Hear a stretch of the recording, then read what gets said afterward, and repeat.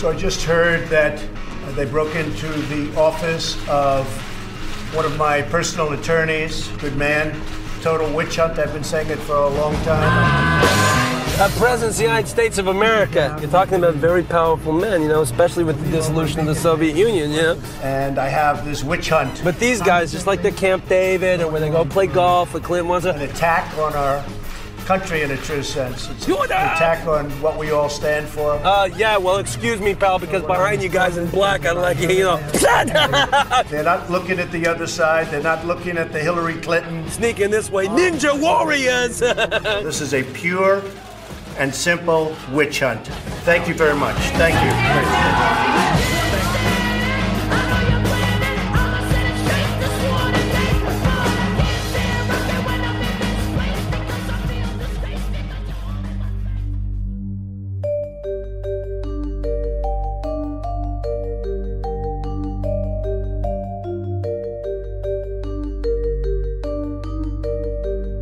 This is Intercepted.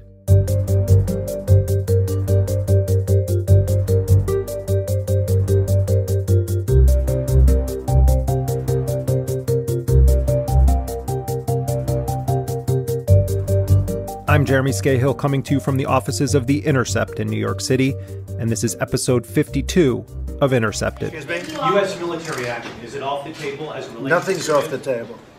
Nothing's off the table. The bipartisan war party is once again giddy with excitement.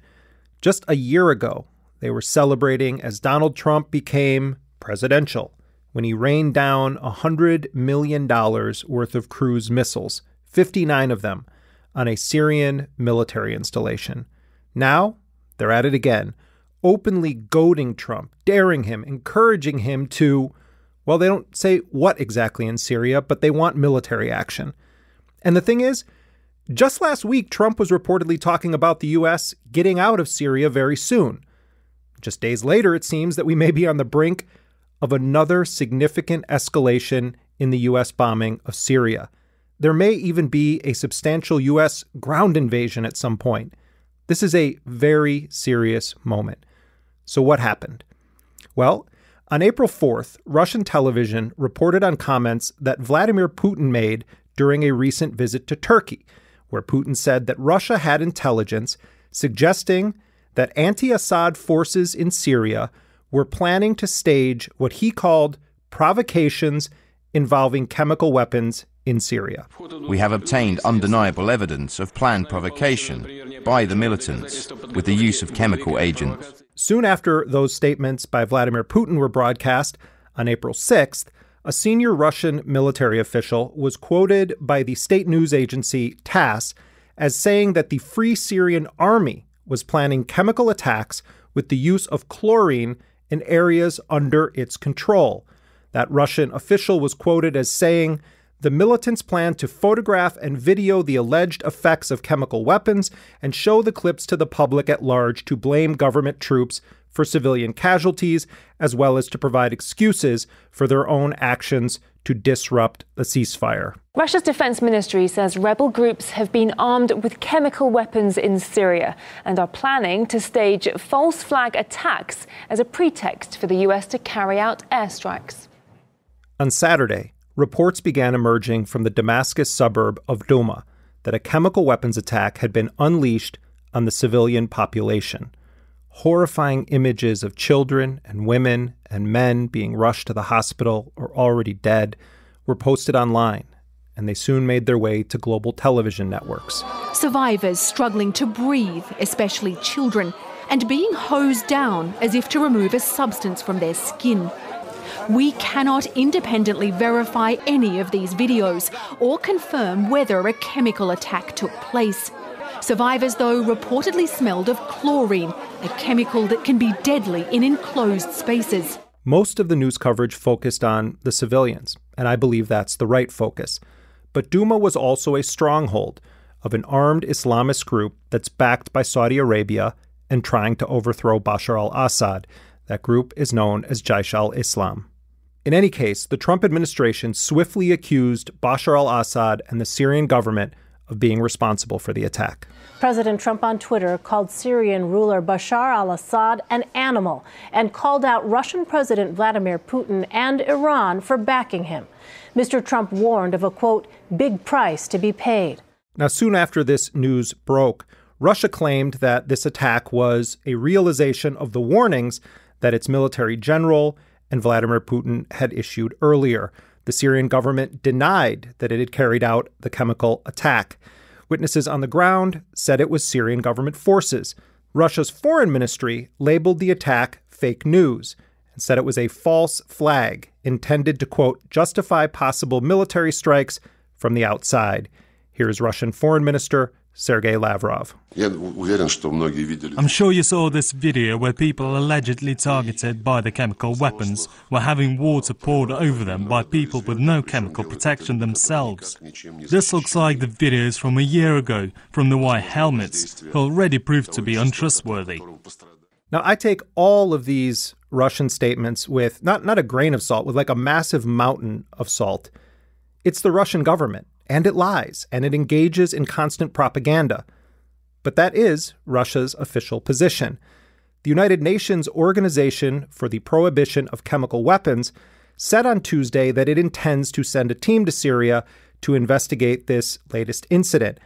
And it noted in a press release that this preparation, quote, coincided with a request from the Syrian Arab Republic and the Russian Federation to investigate the allegations of chemical weapons use in Duma. The UN said a team is preparing to deploy to Syria shortly. Now, it's important to note here that in 2016, a UN investigative team concluded that Syrian government forces had used chlorine as a chemical weapon in 3 cases. The UN also concluded that the Islamic State fighters used sulfur mustard.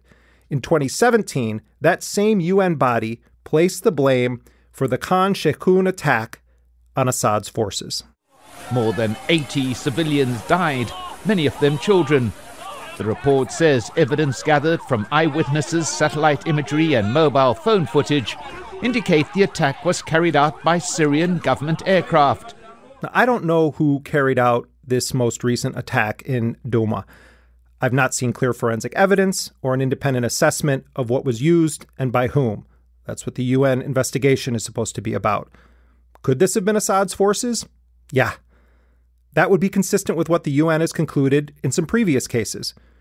Could Russia have been running a psychological operation when they predicted an attack and then it happens the very next day? Sure. Does Russia have a vested interest in Assad remaining in power? Absolutely. At the same time, could Trump and his administration be wrong or straight up lying about Assad's forces conducting this attack? Sure. Could the CIA and other intel agencies feed Trump dubious intel, posing as definitive conclusions? Absolutely. Does Trump desperately want the subject in Washington, D.C. to change? No question.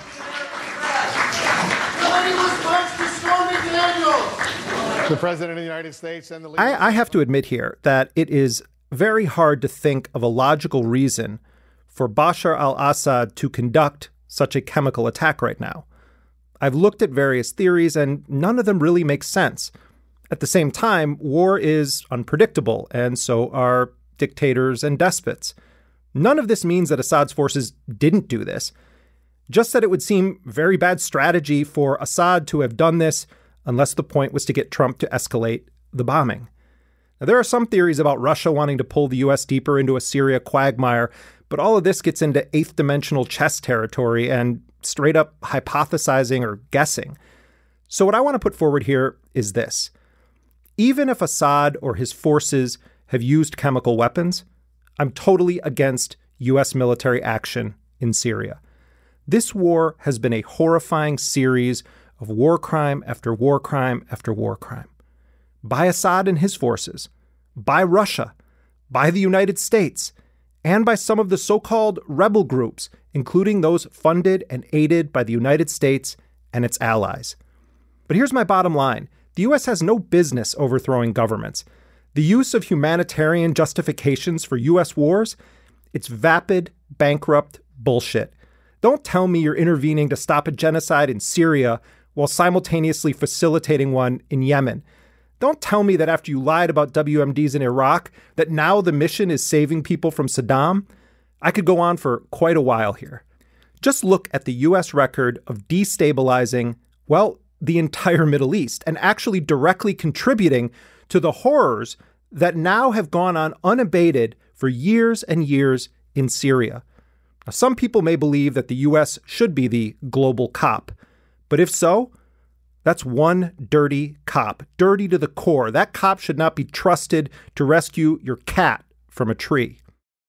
Here's Trump's UN ambassador, Nikki Haley, at the UN Security Council, pushing for war based on this attack. Who does this? Only a monster does this.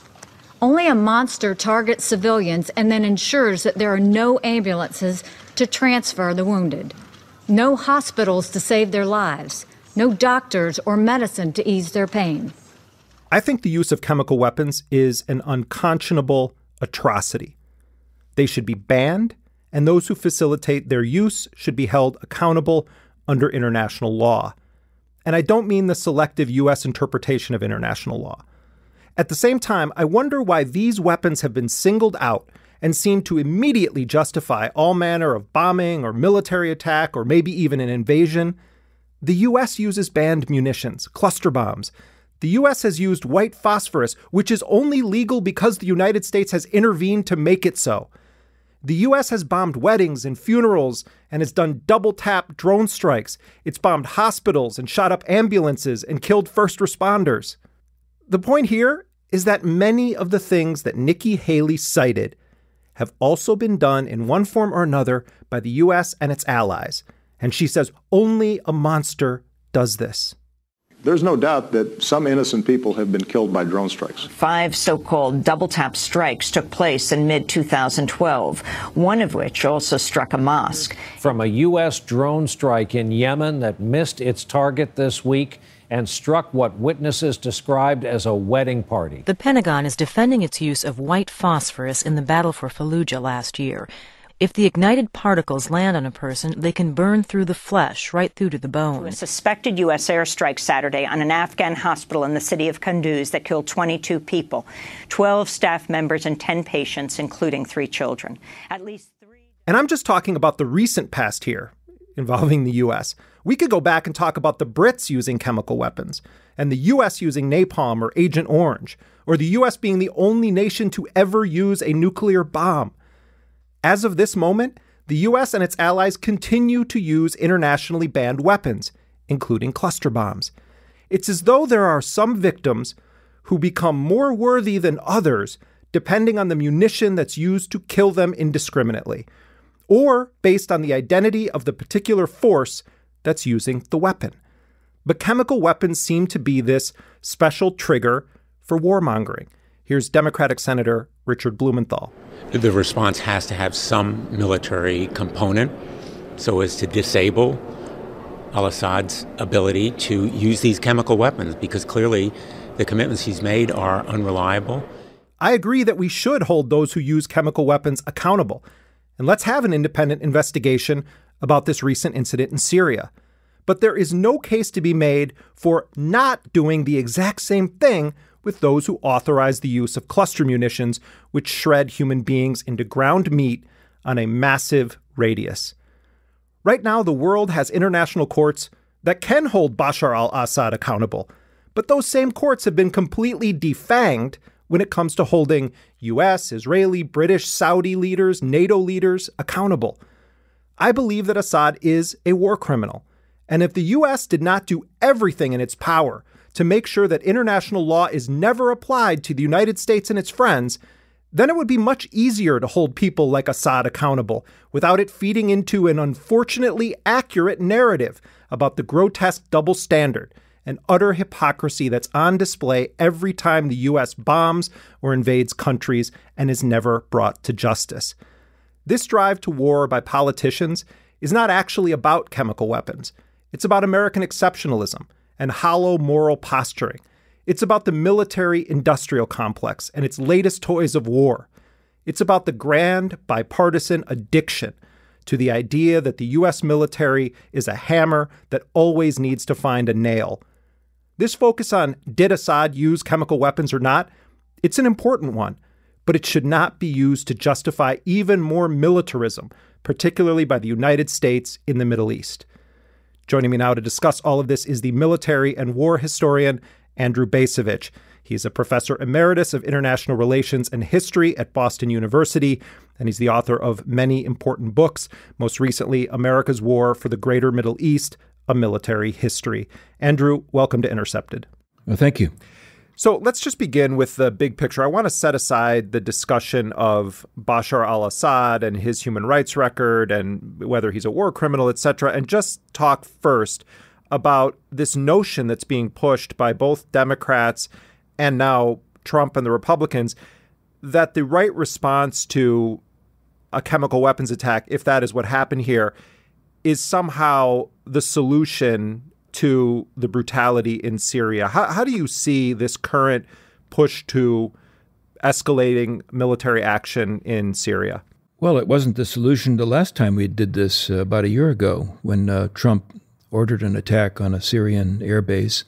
And I don't know why the outcome would be any different today. It seems to me that what we are witnessing, and I say we, those of us who are trying to make sense of U.S. actions in the region, what we're witnessing really amounts to expressions of frustration.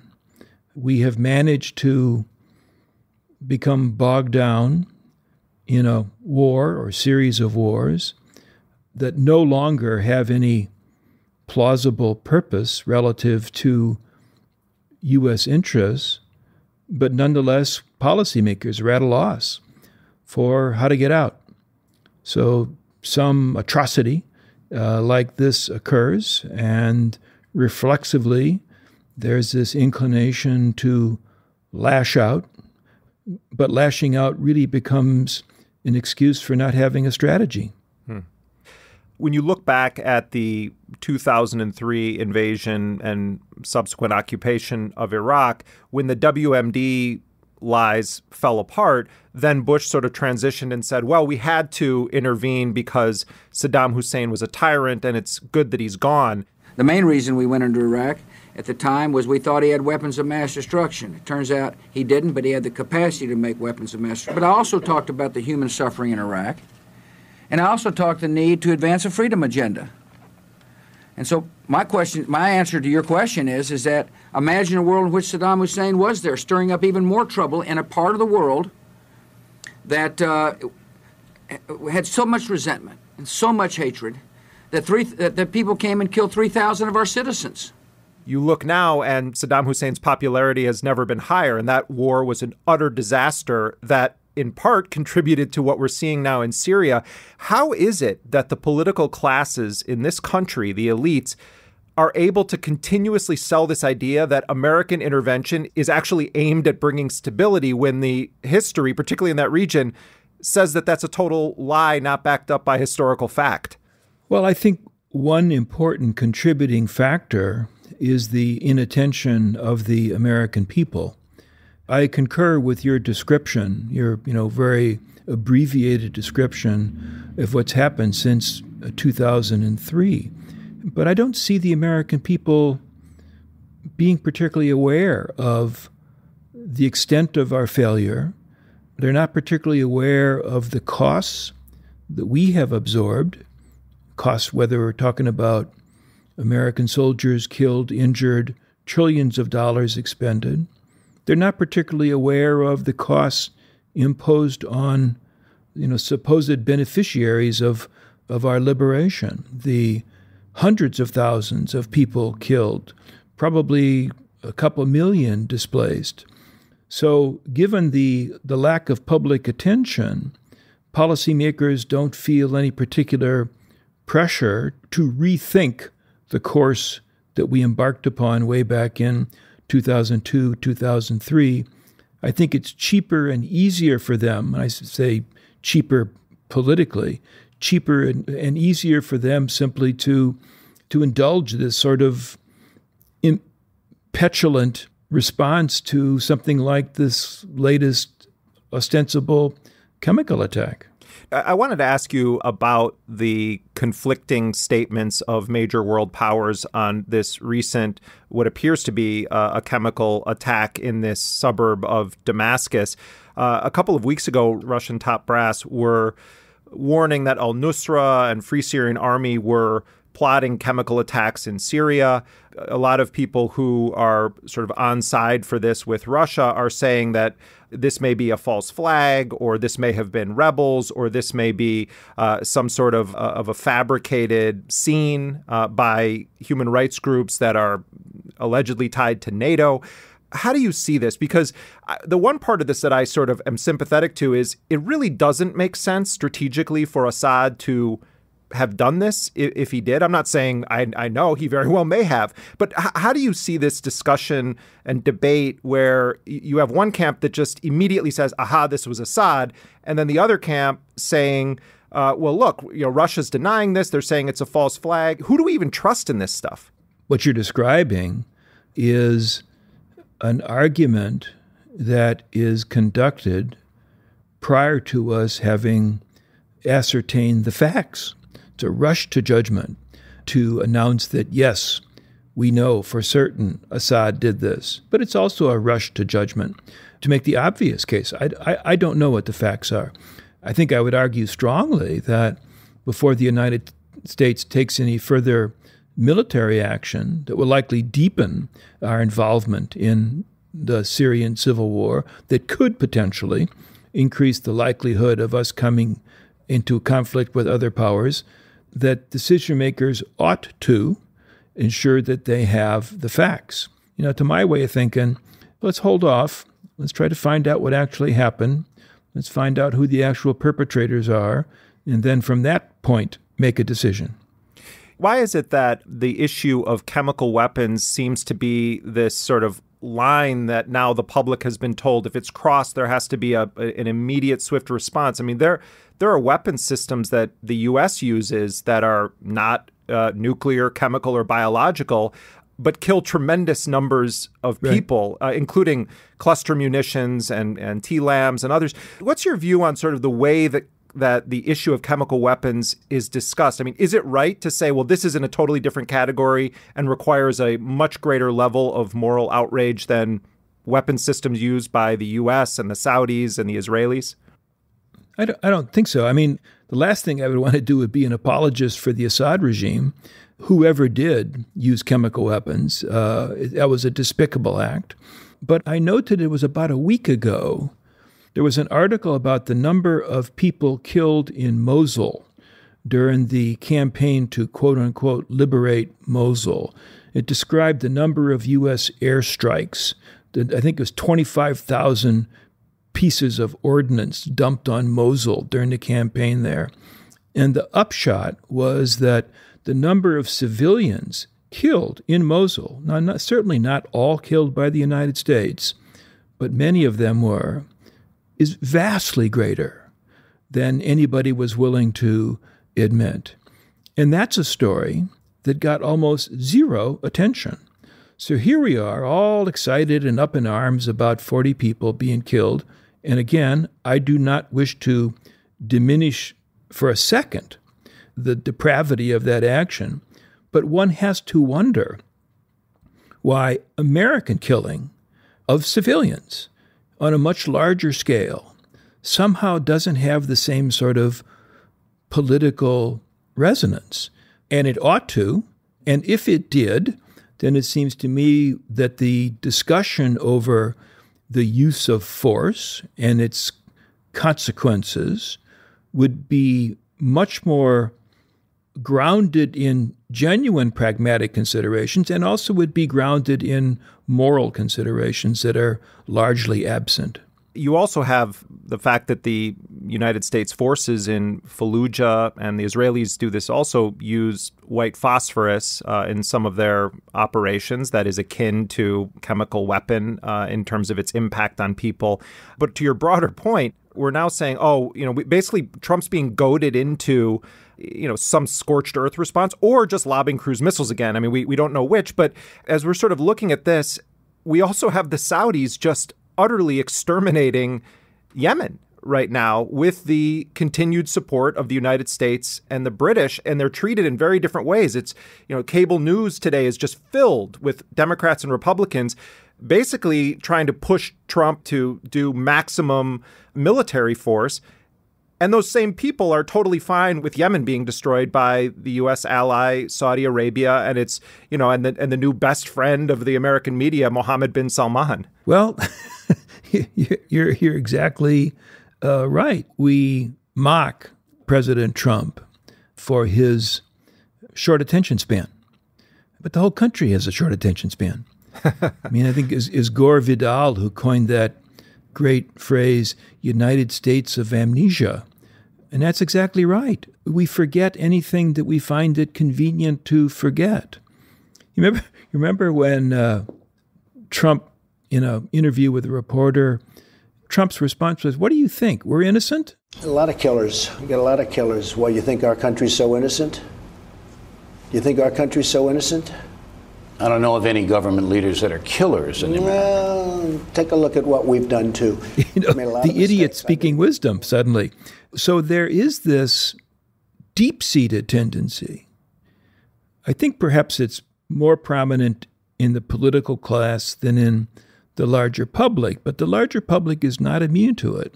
This deep-seated inclination to think that we are somehow innocent. Sure, we make mistakes, but the mistakes we made ought not to be held against us. And therefore, when we come to a moment like this new chemical weapons crisis, we approach it as if we are innocent. And it is an enduring quality, I think, of the American mentality. Right. This is sort of the broader point that I'm getting at. The United States in the 1980s, at the height of Saddam Hussein's brutality, lifted Iraq off of the list of state sponsors of terrorism so that the United States could sell and transfer massive amounts of weaponry, including components for chemical weapons and attack helicopters to use those chemical weapons in Halabja to Saddam Hussein. And now we're being asked to believe that the appropriate global police officer to handle such matters when despots and dictators do this is the United States. It's not that I don't believe that Bashar al-Assad is a war criminal. I absolutely believe he's a war criminal. I, however, do not believe that the U.S. has the moral authority to sort of step in and say, oh, we're going to be the ones to stop all evil here, particularly given the U.S. track record in the region. You're exactly right. I mean, it's just very disturbing. What do you make of this question of Bashar al-Assad? And obviously he has committed war crimes. How should, people who believe in justice and are not taking the side of Assad and they don't want U.S. intervention, how should we understand what should be done about the situation in Syria, and particularly whether Bashar al-Assad remains in power? Well, my view is that the first order question relates to the well-being of the innocents, the real innocents, who are caught in the middle of this thing. So you say, all right, so what can we do? Well, we can go drop some bombs on Syrian forces. Will that alleviate the suffering of the Syrians who are caught in the middle of this mess? Seems to me if we actually cared about them, we would exert ourselves to find some way to remove as many Syrians as possible from the zone of war. Get them out of there.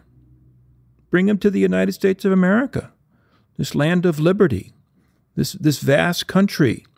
Bring them here. Could we bring them all here? No. What if we saved 200,000 lives, 500,000 lives? Wouldn't protect everybody, but that would be a real action that would address real suffering. Dropping more bombs does not do that. Of course, as soon as I say that, you're sitting there shaking your head, saying, what is this guy off his nut? Because the American people will not tolerate bringing 250,000 or 500,000 Syrians to our country. And the very fact that they won't, I think, reveals how phony all of the moralizing that becomes part of this sort of a moment. When Trump attacks Syria, as he probably will, he will do so without getting the permission of Congress, almost for sure. So we'll launch 50 cruise missiles, 100 cruise missiles. Who knows what the number will be? It'll cost some tens of millions of dollars. The Congress will immediately appropriate the necessary money to build new missiles to replace those that are expended. We'll pat ourselves on the back for having confronted evil, and we will have done nothing to benefit the Syrians who are actually suffering as a consequence of this civil war. I mean, the entire thing is really kind of Orwellian. As we wrap up, I want to ask you about the bigger geopolitical picture here, particularly with regard to Russia. Part of what I'm seeing here is that, for the first year of his administration, Trump refused to ever say anything negative about Putin. He did take some sort of mild actions in response to various things that the Russians did. But lately, and really in the last month, we've seen this dramatic escalation in the rhetoric against Russia coming out of the Trump White House, to the point where Trump even entertained the idea that Vladimir Putin would personally be punished for this alleged chemical weapons attack in Syria. He may. And if he does, it's going to be very tough. Very tough. He'll pay a price. Everybody's going to pay a price. He will. Everybody will. And I'm looking at this and thinking, okay, everyone was sort of trying to push Trump on Putin, saying, he's in Putin's pocket. See, he won't ever say anything about Russia. And now we have a president openly saying, with no evidence, that Putin may be held responsible for this. He's going to pay a serious price. I'm concerned that what we're seeing right now, and part of it is because pundits and the Democrats have been so fierce in going after Trump about his public stance on Russia, that we are entering a moment now where the commander-in-chief of the United States is openly belligerent against Russia. I can't remember in my adult life this kind of a situation, just in terms of the rhetoric between the American president and Russia. What's your sense of that? Well, it's so hard to know what to make of President Trump. And I guess, it's so hard to know what to make of the things that he says and the things that he tweets. The record of contradictions and inconsistencies that he has created, I think, is unprecedented. I myself firmly believe that he does not have a worldview. He is incapable of really thinking in strategic terms, that he reacts impulsively. The impulse might be to launch some tweet at 5 o'clock in the morning. The impulse might be to meet with a handful of his advisors and reverse, 180-degree reversal of what he said the previous day. And that's part of his great danger. And so as we try to gauge the direction of U.S. policy, whether it's with regard to Russia or the war in the Middle East or relations with China, one of the things we have to try to puzzle out is who are the advisors that seem to shape his thinking? Advisors could be the people on Fox News. Advisors could be people like Bolton or Pompeo or Mattis. In order to try to forecast the way things are headed, we need to have a more finely grained understanding of the advisors that count with Trump. Mm-hmm. He's a very malleable hunk of clay in a lot of ways. I do think that there is a unique danger here because of this phenomenon that you're describing. And it's like we watch this it's almost like a bipolar situation where you have, on the one hand, Trump saying, we're going to be out of Syria soon. ISIS is almost defeated. And then literally days later, Vladimir Putin may be held accountable personally for a chemical weapons attack in Syria. It's like, who the hell is even running that ship? And then you have the great mustache come in, John Bolton, who is just salivating to go to war with basically every non-white country on the planet. And we have a very incendiary situation. And these guys are also very serious Russia hawks. These guys cut their teeth as Cold Warriors, basically still believe in fighting the evil empire of the Soviet Union. I think that combination of Trump's weakness and sort of tendency to flip-flop constantly, and then people like Bolton, Pompeo, Gina Haspel, and Mattis, I would include in that, whispering in his ear, it's pretty frightening. I agree. One of the things that makes this present Syria crisis frightening is I think you could argue this is the first genuine national security crisis that we've had since he's been president. Now, it could be that we're going to have another perfunctory cruise missile attack and the story will fade. It could be, and this is the real danger, that there'll be a larger or more prolonged military effort, and one that could, not necessarily intentionally, matter of fact, probably unintentionally, could end up bringing us into a conflict or near conflict situation with Russia and or Iran, with no doubt the government of Israel pushing from the sidelines.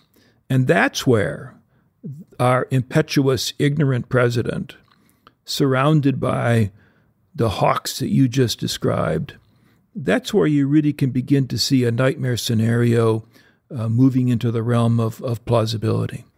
Yeah, and Trump was making a big deal and bragging about how he used the Moab in Afghanistan, the mother of all bombs. I mean, it's also a plausible scenario that Trump responds to this by hitting Damascus with this kind of massive munition. I mean, it could be that a tremendous number of people get killed in retaliation for this event before the UN has even been able to carry out an investigation. Yeah, and you are describing a scenario that then could easily slip out of control. And we end up with this ignorant president trying to address a circumstance that he himself would not understand, and where his impulsiveness could really get us in big trouble. So this is a very dangerous moment. Well, Andrew Bacevich, I want to thank you very much for your analysis and all of the books you've written and the critical thinking backed up by history that you always bring to the table. Thanks so much for being with us. Thank you. Andrew Bacevich is a military and war historian. His latest book is America's War for the Greater Middle East. He's a frequent contributor to Tom Dispatch.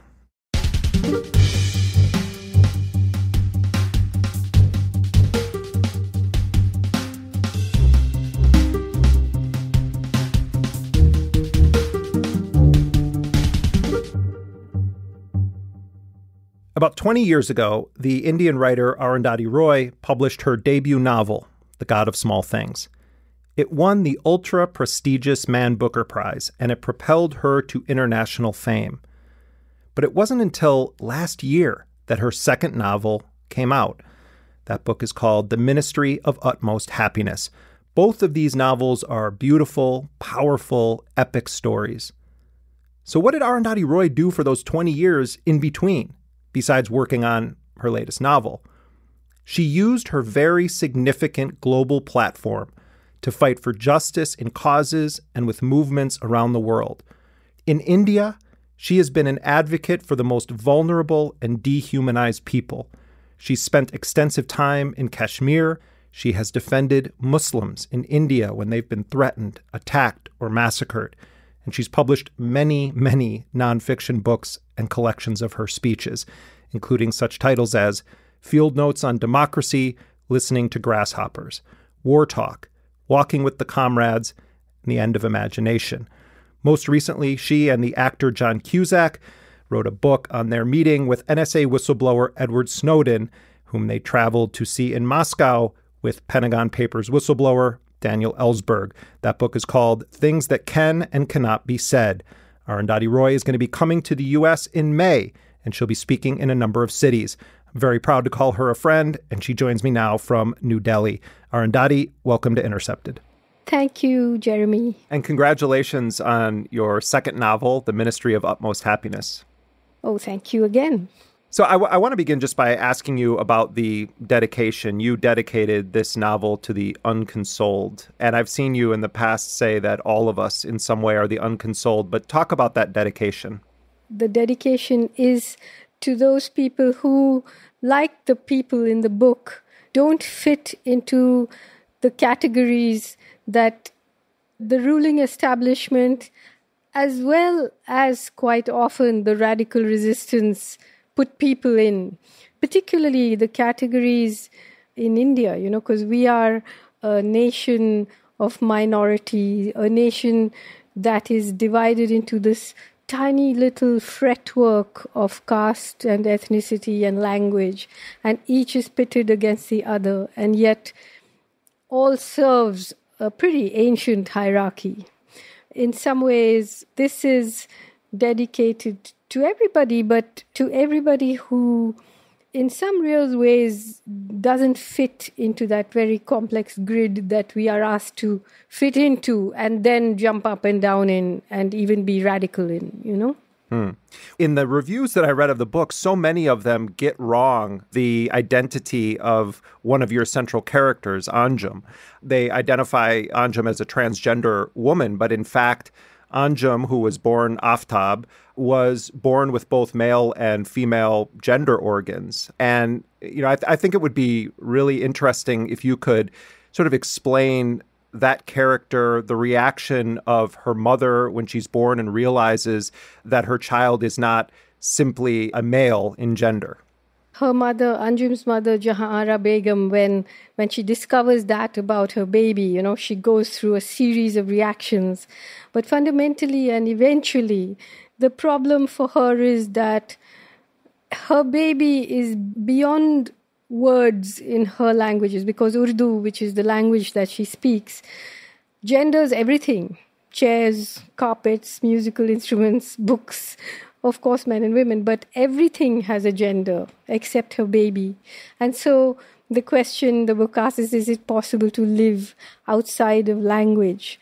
Anjum, for example, as a character who people like to often ask me, why did you choose to write about her and describe her as transgender? In fact, she has more than just one identity. She's also born as a Shia Muslim and lives through a time when this is a more dangerous identity in India than being a hijra, which is what is the Urdu word for people like her, And eventually, as you read the book, you see that she gets caught up in the 2002 massacre of Muslims that took place in Gujarat, and she gets caught up because she is a Shia, not because she's a hijra, witnessing the massacre that took place around her, and left alive because the murderers think that to kill a hijra would bring them bad luck.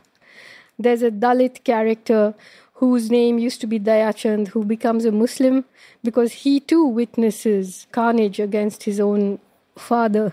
So he has the border of caste and religious conversion running through him. Well, and he takes the name Saddam Hussein.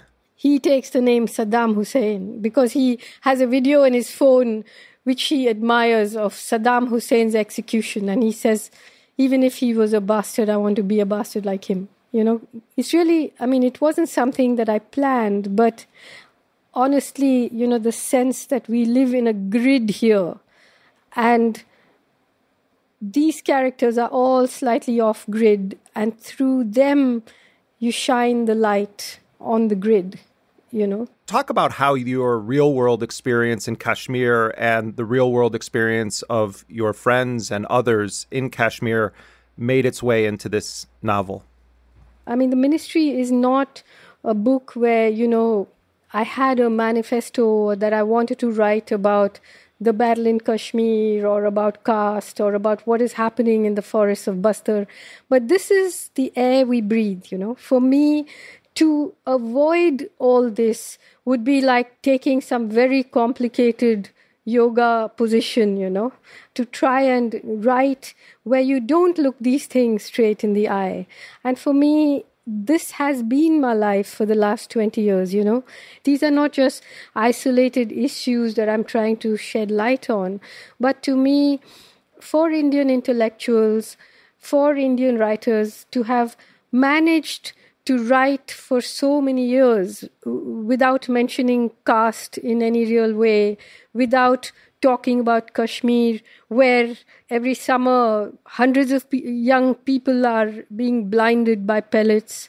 And all of this is so delicately airbrushed out, and we get our delicate fiction and our sophisticated analysis of identity without mentioning caste, without mentioning Kashmir, the upholding of this nation as the land of Gandhi and yoga and non-violence, when in fact there has not been a single day since August 15, 1947, when India was declared independent, that the Indian army has not been deployed, quote unquote, within its own borders against its own people, whether it was Kashmir, Manipur, Nagaland, Mizoram, Hyderabad, Punjab, Goa, Bastar.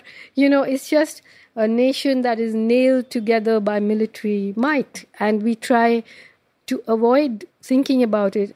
And when I write fiction, I'm not trying to write subjects. I'm not putting puppets on a page and trying to make them live out some political manifesto of mine, but I'm creating a universe in which I invite people to walk through.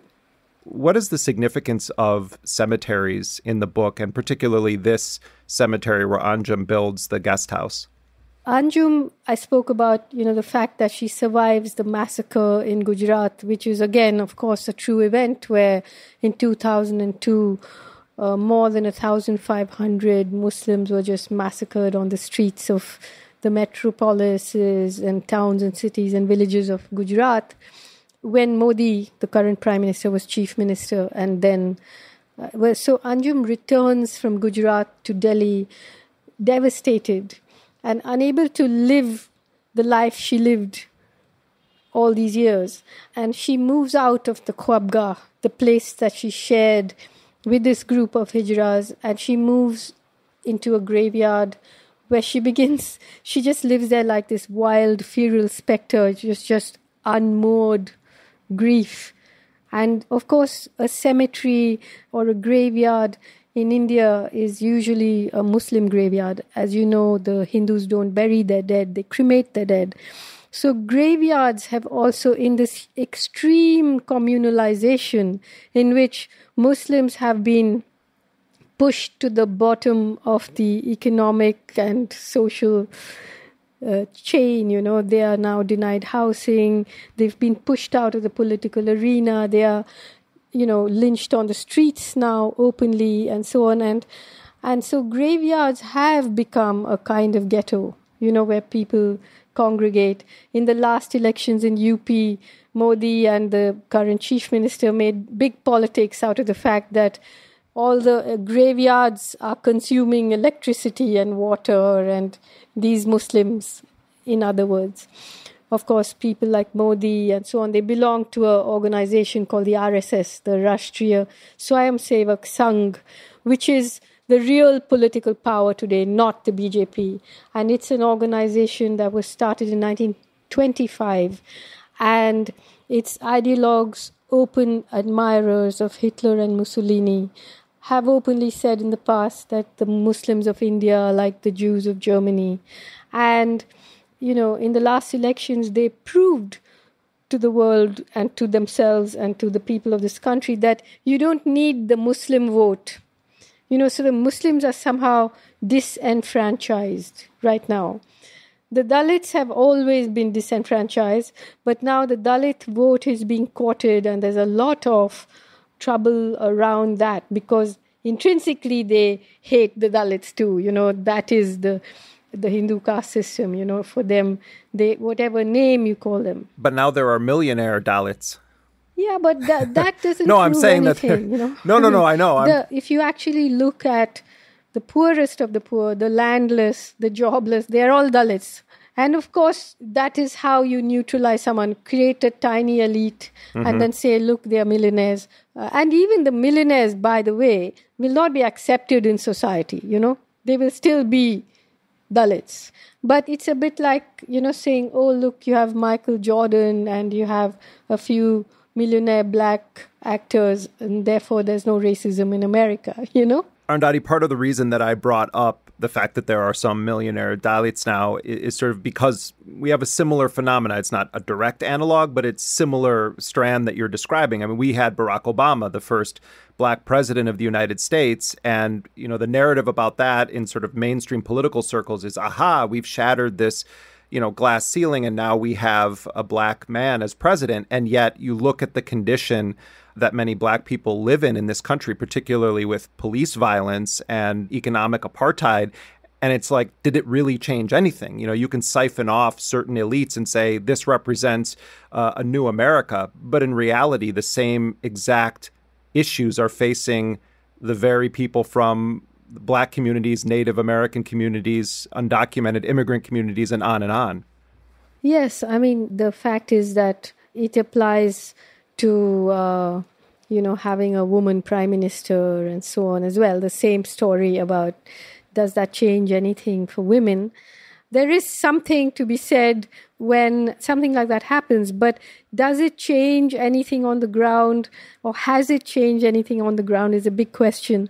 I won't say that nothing at all has ever changed in India on the question of caste, because we are talking about people who used to be forced to walk backwards and sweep away their footprints, or hang pots around their necks so that the spit wouldn't pollute the ground.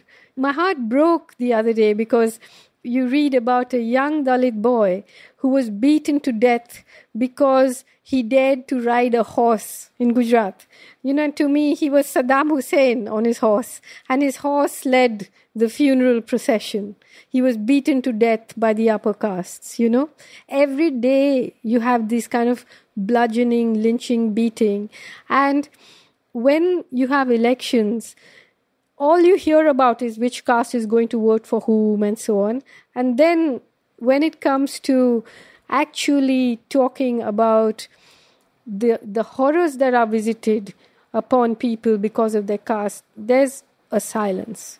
It's very, very complicated. I mean, I've written a little book which was published by Haymarket called The Doctor and the Saint, where it's really about the debate between Dr. Ambedkar, the great Dalit leader at the time of the independence struggle, and Gandhi. Now, if you read the two papers, you will see how Mr. Gandhi was deceiving the people. In the English paper, he posed himself as an opponent of the caste system and of untouchability, and that he was a Democrat. But if you read his Gujarati magazine, you will see him a more orthodox man. He has been supporting the caste system, the Varnashram Dharma, and all the orthodox dogmas which have kept India down all through ages. People completely have no idea about what Gandhi's attitudes to caste and race were. That falsification of that story is mind-blowing. Most people know the story of the struggle of Indian independence through Richard Attenborough's film, unfortunately, called Gandhi. That film is a piece of fiction. And through the struggle for independence, Gandhi's greatest antagonist was Dr. Ambedkar. I met him first, in 1929, through the intervention of a friend of mine, common friend, who asked Mr. Gandhi to see me. And so Mr. Gandhi wrote to me, saying that he would like to see me. So I went and saw him. He doesn't even make an appearance in the film. He doesn't even show up there. Gandhi insisted that he was the representative of all untouchables, as Dalits were called then. And the great confrontation between Gandhi and Ambedkar happened in 1930 at the Second Round Table Conference in London, when Ambedkar is arguing for a separate constituency temporarily for Dalits so that they could develop into a political community. We want untouchability to be abolished, but we also want that we must be given equal opportunities so that we may rise to the level of the other classes. But the other things which are far more important, namely that they should have the same status in the country and that they should have the opportunity to hold high offices, so that not only their dignity will rise, but also they will get what I call strategic positions from which they could protect their own people. Mr. Gandhi was totally opposed. Totally opposed. They are scattered. Every village in India has a small settlement of Dalits outside the village. They can never be a full political constituency. Gandhi went on a hunger fast to the death until that was withdrawn. The idea of a separate electorate, But even when you look at what happened in South Africa, all of us are taught that Gandhi went to South Africa, was thrown off a train, and this was his first political education. And from then on, he started fighting against segregation. This is complete crap. The first battle Gandhi fought in South Africa was to have a separate entrance to the Durban post office because he believed that Indians, who he said were descendants of the Aryans, should not share the same entrance with blacks, who he consistently referred to as Kafirs and savages. He fasted in prison to have separate prisons, separate food. And the satyagraha that he started was not for racial equality. It was to allow Indian tradesmen into the Transvaal to trade. And so the whole story has been completely distorted, which is not to say that Gandhi was not a brilliant politician. I don't want to take anything away from him, but I do want to say that the amount of deceit and intellectual dishonesty that has gone into the construction of this narrative is shameful. We in the United States and on this show, we've talked a lot about how powerful people and pop culture have sanitized the legacies of people like Martin Luther King and Rosa Parks to the point where, I think many people who've studied Martin Luther King's life believe or agree that he would never be invited to his own Martin Luther King Day celebrations today because he was too radical. Talking about your description of Gandhi, who benefited from the creation of that narrative around Gandhi? The Indian upper caste elite, obviously, because in The Doctor and the Saint, what I call him is the saint of the status quo. It was time for the British to give way to this upper caste elite. Even this whole preaching of nonviolence as the only revolutionary thing. What does it mean? I keep saying, I travel to the forests of central India today, 10 years ago, today, now, all the time. You have tens of thousands of paramilitary forces unleashed in those forests because MOUs had been signed with mining companies. 1,000 paramilitary will go to a village, a Adivasi village, an indigenous people's village, 4 days walk from the main road, surround it, burn it, rape the women, steal the cattle, and go. And then in the television studios, when these people have reacted militantly, violently with the commandos and guerrilla forces, in the studios they'll start calling them terrorists. I said, what should those people do, you tell me? Should they go on a hunger strike? They're already starving. Should they boycott foreign goods? They don't have any goods. They don't have an audience to do any sort of nonviolent satyagraha. You need a sympathetic audience. You need a superstar. Honestly, Jeremy, if you go traveling to India, through the poorest places of India, you will not find a picture of Mahatma Gandhi in any poor person's house. You will find a picture of Ambedkar.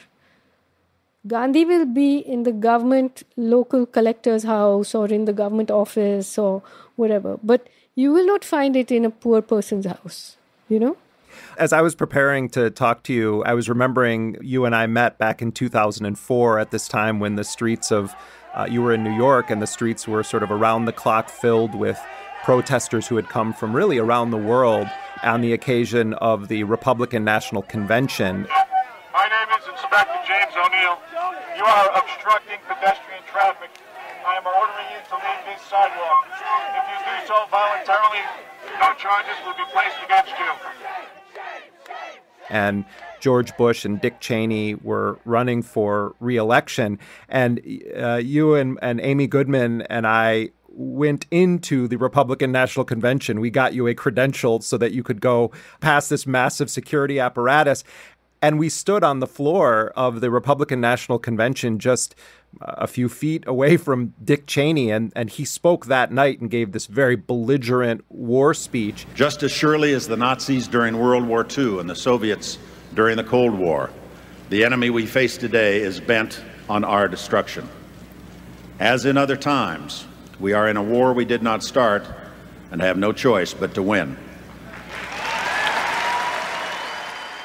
And I remember you talking about being in sort of this stadium filled with killers and people egging them on and cheering them on. I actually, don't know what to say, because it's a bit like being in a cult, a place where there's some kind of chanting which veered between chilling and corny.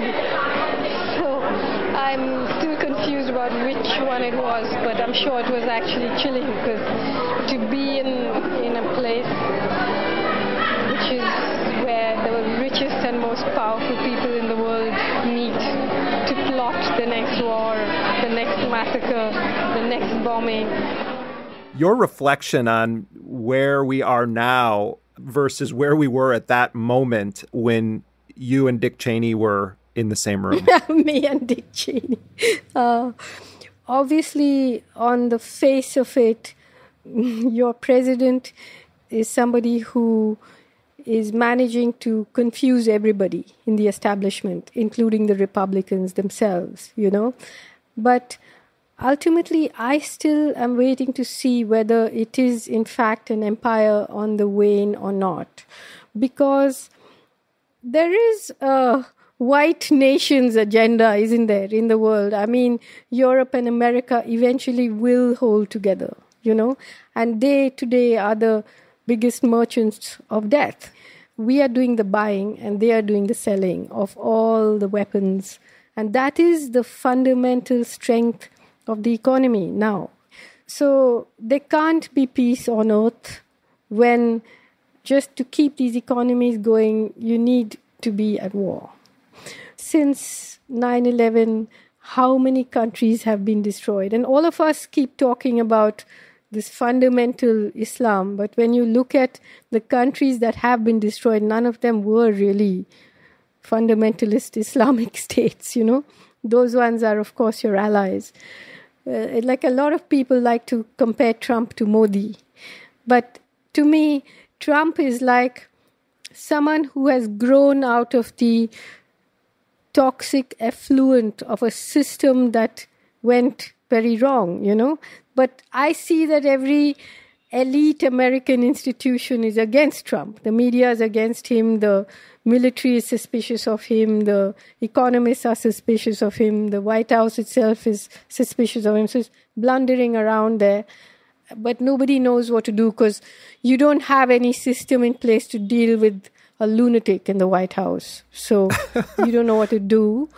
But in the case of India, Modi is very much the deep state. He is a product of planning from 1925 for this moment when they're almost there, when they can change the Indian constitution, call it a Hindu nation. So you have a situation here, which is the opposite, where the army, the corporates, the media, the elite, everybody has been supporting him. Everything is just frozen, and continuously this venom is being dripped into people's veins about India should be a Hindu country and, Muslims should be ghettoized, Dalits should be disenfranchised in some way. There's an attack on institutions. The history books are being written by complete cretins. So what's going to happen to the next generation? They will be unable to think unless they find non-formal ways of going to school and college, As we wrap up, I wanted to ask you about something that you said years ago that I actually think about often, and it deals with the, I think, moral challenge that we often find ourselves in, people who believe in justice, and that is that, we don't have an ability or even a moral authority to choose the form of resistance that rises up in response to the crimes of the imperial nations around the world. And it was during the Iraq War, and really as the Iraqi armed resistance started to really take a toll on the U.S. occupation. And you said the following: you support the resistance, but you may not support the vision that they're fighting for. And I keep saying I'm doomed to fight on the side of people that have no space for me in their social imagination. And I would probably be the first person that was strung up if they won. But the point is that they're the ones that are resisting on the ground, and they have to be supported because what is happening is unbelievable. I recently was thinking about this in the context of what is happening in Syria and Iraq and in Palestine, where the Israelis in just Kashmir. Committed another massacre, and in Kashmir, and then historically the genocidal campaigns against the Kurds. Are there any forces of resistance that are worth your support right now in any of these conflicts? I mean, I'm against what the United States and Russia and all of these powerful nations are doing in Syria. At the same time, who is the resistance in Syria? And I don't mean Arundhati explained the different factions. But honestly, Jeremy, I don't think that the way to resist this is for me or you to go to Syria and support some faction or the other, because the problem is at your home. The problem is to take it down there in the United States or to take it down here in India. I'm anyway obviously deeply entrenched here and deeply grounded here. And here, certainly, there are many, many, many people and many organizations and many ways in which the resistance that is being raised is wonderful, But my issues, let's say, when I think about something like Kashmir, is that it's not my business to think necessarily about what kind of Kashmir is being fought for. But it's certainly my business as somebody in whose name this violence is perpetrated to stand up and say it as it is. We need to do it in the places where things are being done. It doesn't help for you to go to Syria. It helps for you to be where you are and to prevent that from happening in whatever way you can. For me, I need to know the place where I stand and why I stand there. Well, I think that's a really great note to end on. Arundhati Roy, thank you so much for talking with me. You're welcome, Jeremy. Arundhati Roy is the author of 2 novels. Her first, The God of Small Things, won the Man Booker Prize. Her new novel is called The Ministry of Utmost Happiness. Both of them are beautiful, deep, powerful books that I highly recommend. If you want to catch Arundhati Roy when she's here in the U.S., you can find a list of her events by going to roamagency.com/Roy. That's Rome, R-O-A-M, as in roaming the planet. roamagency.com/Roy.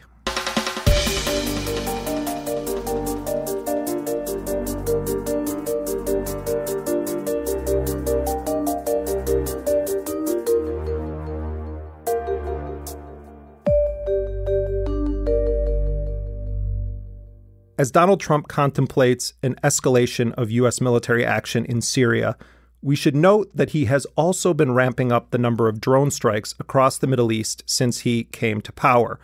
The first U.S. drone strike ever reported in southern Libya occurred just last month. It was Obama, the so-called anti-war candidate, the constitutional law scholar, the Nobel Peace Prize winner, who was calling for us all to get behind these precision drone strikes, his smarter way to wage war, better than boots on the ground and less loss of civilian life. It is not true that it has been this sort of willy-nilly, let's bomb a village. That is not how folks have operated. And what I can say with great certainty is that the rate of civilian casualties in any drone operation are far lower than the rate of civilian casualties that occur in conventional war. The reality, though, was that in some so-called targeted killing operations, as many as 9 out of 10 people killed were not the intended target, and they were, as a matter of policy, labeled EKIA, or enemies killed in action. It was basically a macabre mathematical formula that was used by the Obama White House widely to claim that no civilians or only a limited number of civilians were being killed. The idea was, well, if we don't know who they are, let's first label them an enemy that we killed, unless someone posthumously proves that they were a civilian or an innocent bystander. It's pretty sick. Who can be held accountable when drone strikes kill the quote-unquote wrong person, or they hit innocent women and children, or weddings, or funerals? Is it the president? Is it the CIA or the military entities that authorize the strike? Is it the soldier who pressed the button somewhere in a drone operations center? What about the role that ordinary people play in all of this? Aren't we all complicit in this new, sanitized, robotic mass killing program? A new audio drama, Evening at the Talk House, is going to be premiering next Wednesday here on Intercepted. It's written by Wallace Shawn. And I don't want to give away anything or spoil the plot, but let's just say that it deals with this world of so-called targeted killing and the moral responsibility that we all should hold. The play is set in a fictional world that closely parallels our own, but it has some subtle and not so subtle differences.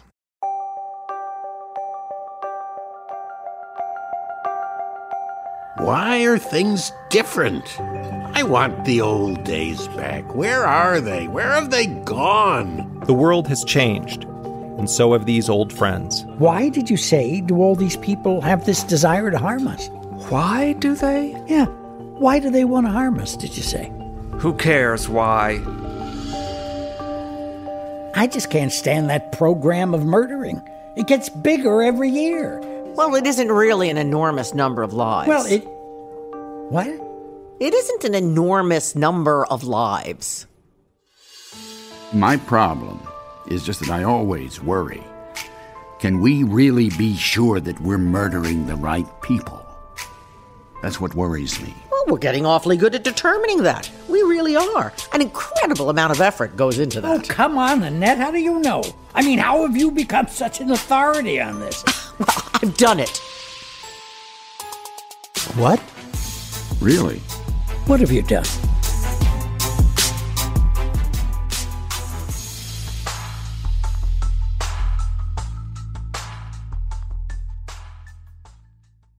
Wally Shawn has had a long career in film, television, and stage, both as a writer and as an actor. He's known for his roles in The Princess Bride. Inconceivable! You keep using the word. I don't think it means what you think it means.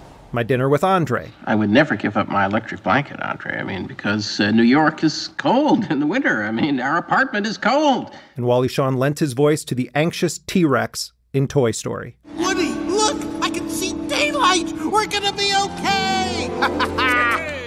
Wally describes himself as a socialist, he's an activist, and he definitely is a prolific playwright and essayist.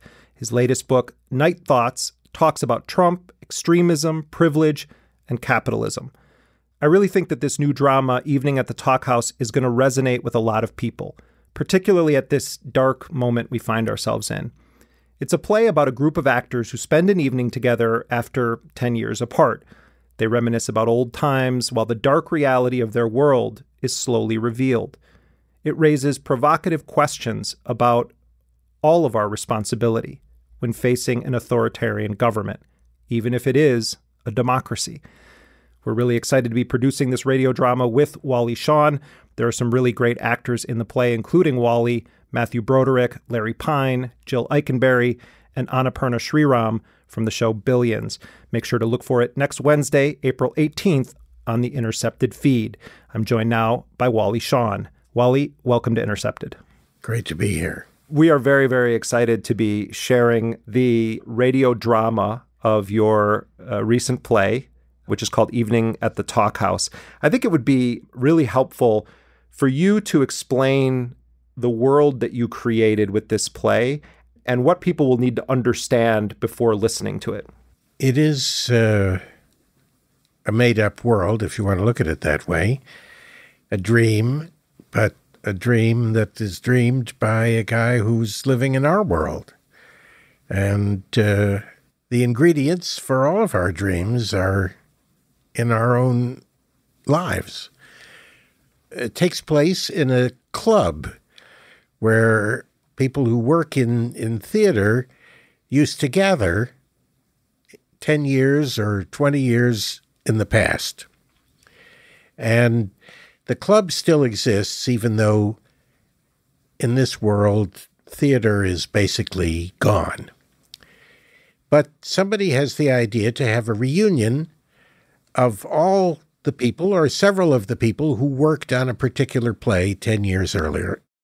When I asked Ted where he thought we should hold our great anniversary celebration, he replied, Why, the Talk House, of course.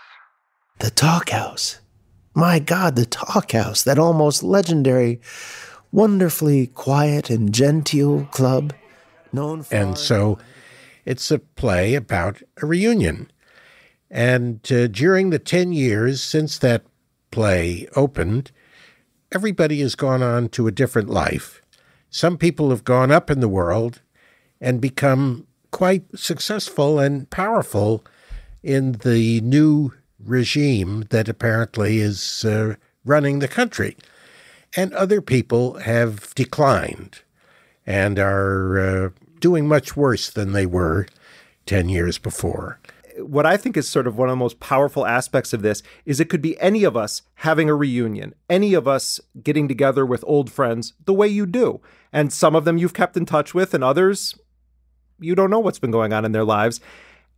And without giving away, anything vital, you somehow have managed to capture several of the major issues facing our society today in this play, the Me Too movement and the harassment of women by more powerful men that they work with or work alongside, targeted killing also.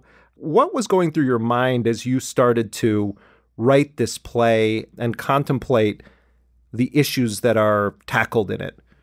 We Americans are, in a way, innocent and sweet creatures,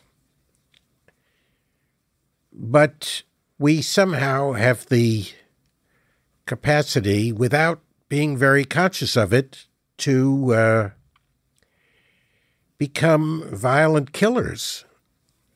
I think of myself as a pretty innocent person.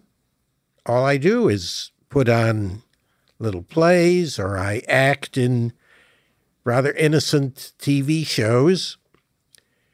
But, when I pay my taxes, those dollars go directly to the Saudis who are committing massacres in Yemen.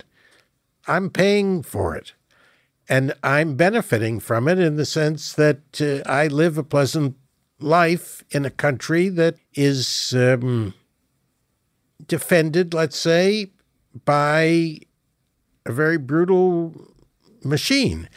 So the play reflects this reality that we Americans don't see violence, and we don't even see the ugly side of ourselves. We just sort of pay for it. Some of the policies that you're referring to there, and some of this kind of culture of being detached from what our tax dollars are used for, or the politicians that we may have voted for, or what they enable when they get to Washington, you take it to a degree that may seem to the listener to be quite absurd. But in our society, we have automated the act of killing each other around the world, albeit we're maybe one step removed from it because we're not actually firing the missiles from the drones or controlling the joystick over them. But in a way, we're all just as attached as someone who does the actual killing themselves on a moral level. We're the beneficiaries of these things. So the play is about nice people, sort of likable people, but, how likable can they be as things enable you to see some of the other sides to them? And, of course, the personal lives of the people are reflective of their conformity and their fearfulness and their coldness, basically. And the people who are doing very well in this world, we get to see a little bit about their personal life, and that can be disturbing. I wanted you to talk about Matthew Broderick's character, Robert, and really is the figure that introduces the the play to the viewer, or in this case, the listener. Maybe you could explain who Robert is and what he represents in this society. Well, the play that they're celebrating was not very well liked. Robert's plays always took place in a sort of imaginary medieval world with noble knights and fair ladies and all that sort of thing. And eventually he wrote a play with the rather odd title, Midnight in a Clearing with Moon and Stars. Black enormous pits outside. The golden antelopes had been placed on burning wood, covered in the skin. He was sure it was the best play he'd written, but it didn't do well at all. And that was the last play that Robert wrote. He wrote the play, and it's sort of significant that he's a writer. And what kind of a writer was he? He was celebrating heroic values, I suppose, in his youth. And sure, part of the pleasure I took from watching those figures was that their very manner, their bearing, so often reflected certain extremely noble, but at the same time perennially threatened ideals that I greatly admired then, and still do. Self-sacrifice, first of all, I suppose. Courage or heroism on a field of battle, if that was the venue. Loyalty. The instantaneous, repeated decision to choose suffering in preference to dishonor. The power and magnificence of the body when inspired into action. And heroic values are things that I myself sort of admire. I admire courage. When people will risk their lives for what they believe in. But on the other hand, these heroic values are, if given a tiny twist, are fascistic.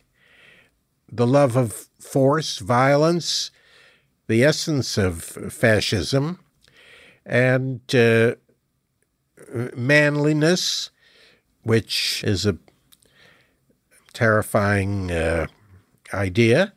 And he wrote plays celebrating those types of values, which on the one hand you could see as agreeable Robin Hood type of values, or on the other hand you could see them as terrifying Mussolini type values.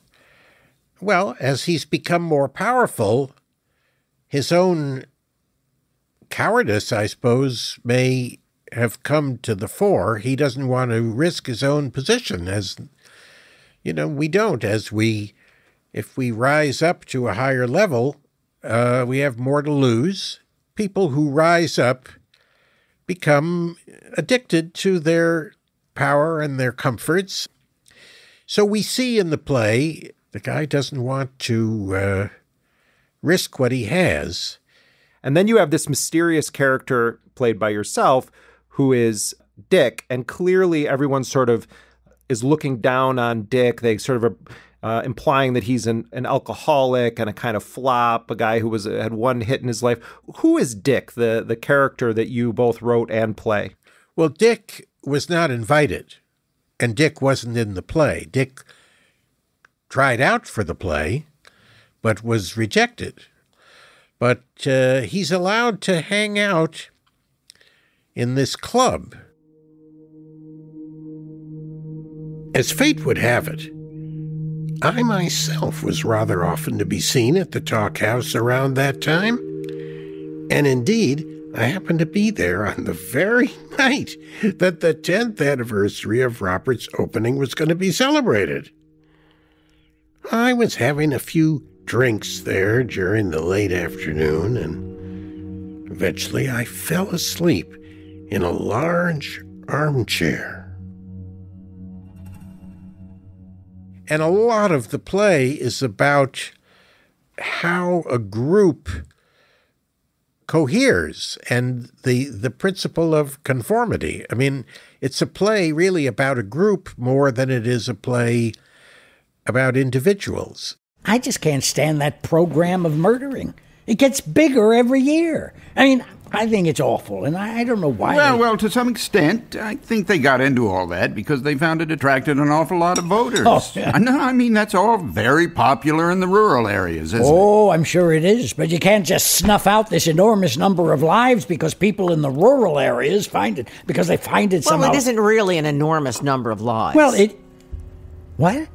It isn't an enormous number of lives. It isn't. It's a kind of sociological study as well as a psychological one. And Dick is kind of the outcast, and there are very unmistakable signs that he is not popular with the powers that be. I remember the night after I saw your play in New York, I was going home and I passed all of these storefronts of H&M and The Gap and Banana Republic and all of them as I was walking down Fifth Avenue in Manhattan to go to the train, and thinking, like, in this world with all these disposable clothes that we now have, where clothes are only intended to last for a year or so and you keep changing them for new ones, and they're all made in sweatshops around the world. And I sort of wonder, like, what would our lives be like if at the place where you're looking through the rack at the shirts trying to find your size, if there was just like a little video kiosk that showed footage of the children that make the garments on that, and it's showing you the conditions that they work in or the wages that they're paid for it. Or if when we go to the gas station, if we're shown footage of the various wars that are fought in the name of natural resources, do you think it would have an impact at all on our consumerism if we were brought face to face with the impact of our consumption? Because it's a theme in this play, is like, okay, we all walk around as though we have nothing to do with our nation's wars or other things, but we really do. And part of the point of this play that I think is so powerful is to strip that away and say, how absurd is it really? Well, this is Marx's concept of the fetishism of commodities. Well, it's a huge debate that people have. More optimistic or idealistic people say if people knew what was going on, they'd be outraged and it would stop. Doesn't seem to be true to me. I mean, certainly the most obvious and almost overused example is Abu Ghraib photos coming out, and basically Bush and Rumsfeld and Cheney and those people saying, well, yes, we do torture people. The period of outrage was brief, and then it was incorporated into the understanding that we had of, what we Americans do. I mean, Obama rather peculiarly said, that's not who we are. It apparently was who we were, and most Americans assimilated that, it seems. And our country is very far gone. It's very decadent. It's gone to a very extreme level. Well, Trump is an archetype of total selfishness. I mean, he openly shows a contempt or complete lack of interest in the suffering of others. I mean, he openly says, we don't want any Syrian refugees because I think that some of them might be terrorists. So we won't even take in any of these people who are living in agony, who are desperate. People did vote for someone who openly is not compassionate. And, well, he personally said that he thought torture was a good thing and he would eagerly bring it back. And kill the families of people that they suspect of being terrorists, too. So, I just think our society is in pretty far gone. Well, I think that all of these are issues that in one way or another are touched upon in Evening at the Talk House. I think it's going to be really provocative, and I'm really looking forward to what all of our listeners and others think of this experiment you and I are embarking on. I can't wait. Wally Shawn, thank you so much for talking with us. It was a pleasure. Wallace Shawn is the writer and star of the new radio drama Evening at the Talk House. It's produced by Intercepted. If you're a sustaining member of Intercepted, you're going to be getting a private link today to listen to the play. You can also ask Wally questions in a live video Q&A that I'm doing with him this Thursday, April 12th at 7 p.m. Eastern. Info about that Q&A is going to be sent to our sustaining members as well. If you are not yet a sustaining member, you can become one by going to theintercept.com/join. And if you're not in a position to contribute financially, have no fear. Next Wednesday, we will be sharing Evening at the Talk House with all of our subscribers. And that does it for this week's show. Next week, in the Intercepted feed, is going to be the radio drama in 3 parts, Evening at the Talk House. We will not have a regular Intercepted next week, but we will be back on Wednesday, April 25th. Intercepted is a production of First Look Media and The Intercept. We're distributed by Panoply. Our producer is Jack Dizadoro, and our executive producer is Lital Malad. Laura Flynn is associate producer.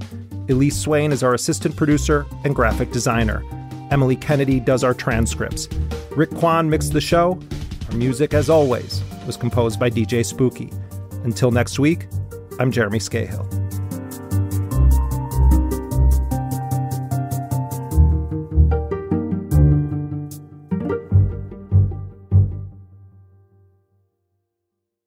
Thank you, Mr. Chairman. Mr. Zuckerberg, welcome. Thank you for being here.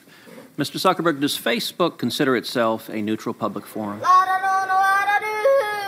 Let me ask the question again. Does Facebook consider itself to be a neutral public forum? And representatives of your company have given conflicting answers on this. It's just a simple question. Do you consider yourself a neutral public forum, or are you engaged in political speech, which is your right under the First Amendment? Well, Mr. Zuckerberg, I will say there are Americans who I think are deeply concerned that Facebook... Thank you. Thank you, Senator Cruz. You want a break now? Or you want to keep going?